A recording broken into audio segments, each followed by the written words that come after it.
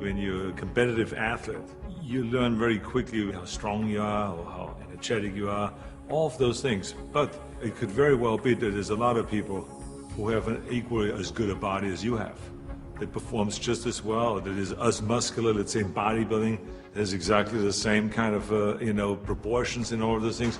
So the question really is what puts you over the top? It is the mind that really creates the body. It's the mind that makes you really work out the 4 or 5 hours a day. It is the mind that visualizes of what the body ought to look like as the finished product.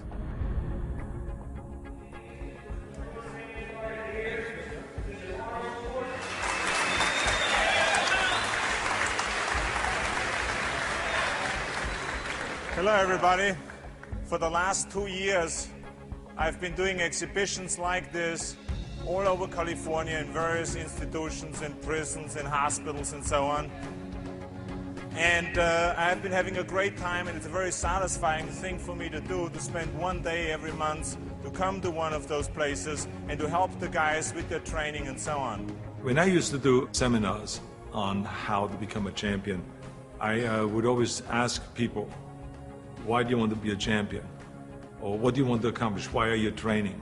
And they will, if a guy will get up and he will say, well, I want to train because I think that if I get muscular and I feel like I'm getting the kind of definition, then I maybe can enter a bodybuilding competition.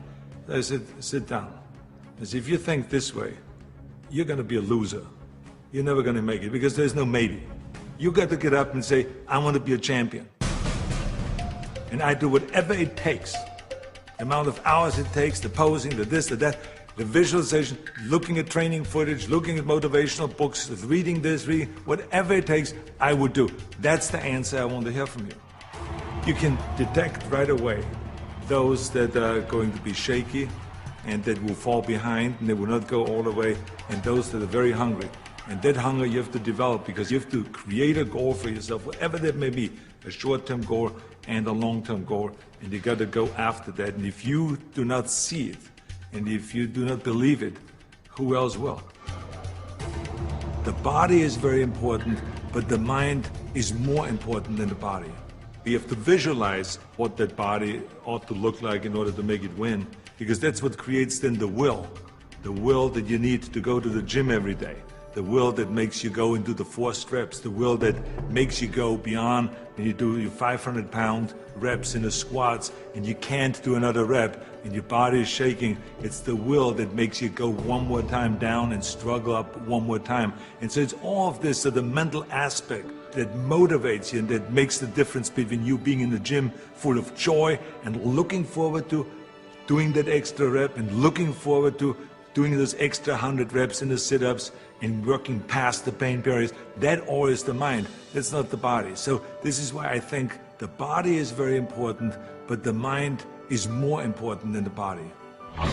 So you got to go to the gym and feel like every rep that you do is getting you one step closer to that goal, to make that vision that you have turn into reality. And that's why when you look at pumping iron, for instance, you can see that we always had great joy in the gymnasium. And people always were saying, why would you laugh and have a good time? You're working at 5 hours.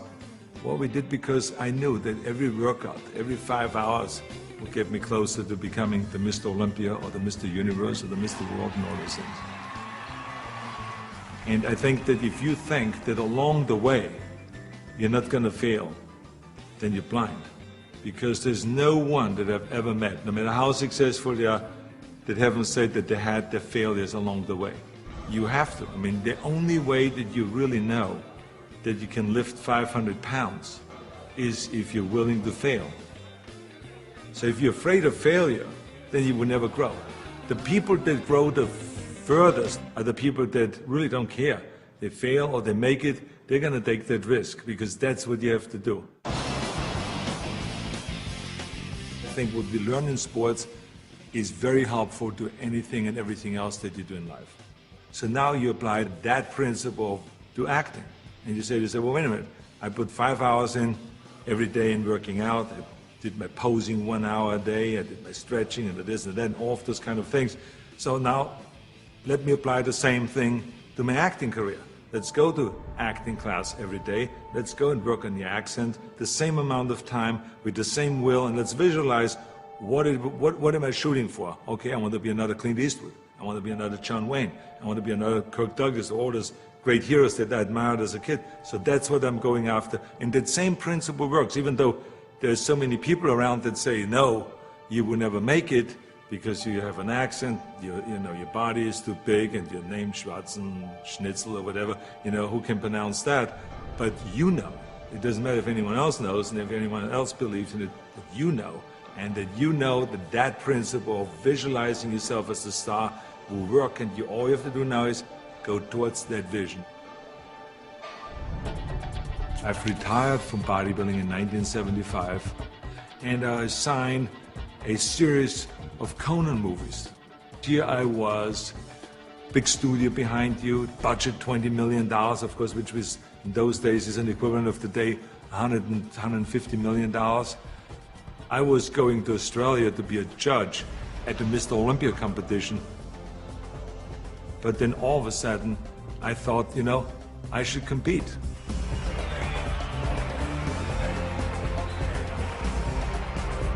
I think the competitors felt very disappointed. So they felt kind of, why would I do that? Why would I take that trophy away from them when I have everything else on the plate? And so I think there was disappointment there. And, I just felt, well, that's something that I need to do. I felt very strongly about it, and so I competed.